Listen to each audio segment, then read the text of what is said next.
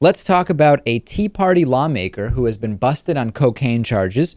He also voted to require drug tests for anybody who wants food stamps. We've heard this double standard hypocrisy before. This is in Raw Story. We're talking, of course, of freshman Tea Party Congressman Trey Radel.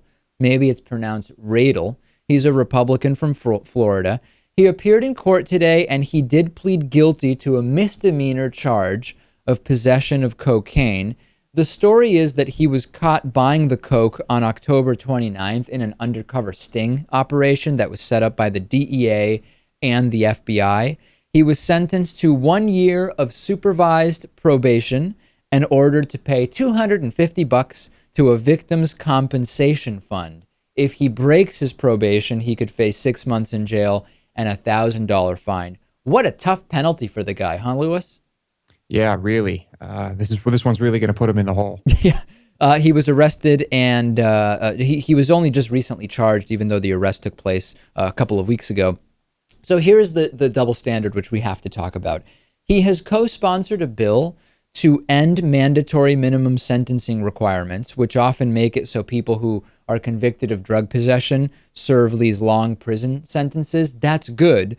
But at the same time, he voted to require food stamp recipients, SNAP recipients, to undergo drug testing as a condition of their assistance. Why?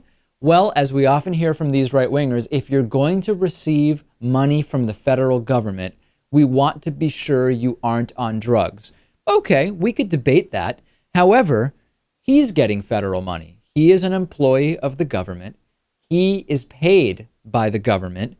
Shouldn't he not be paid if he is violating his own stipulation that in order to get federal money, you should be free of drugs? Well, what he would tell you, of course, David, is that he's working for that money. It's his job. It's not what he would call a handout, a government handout. So Yeah, maybe that is what he would say. You're right. Maybe that's the distinction he would draw.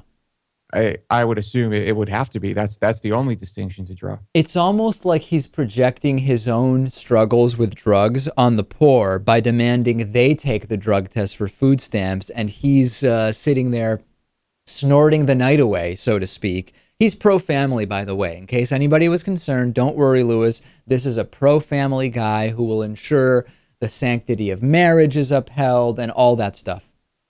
Well, I have to give him a pat on the back for voting against mandatory minimum sentences. Yeah.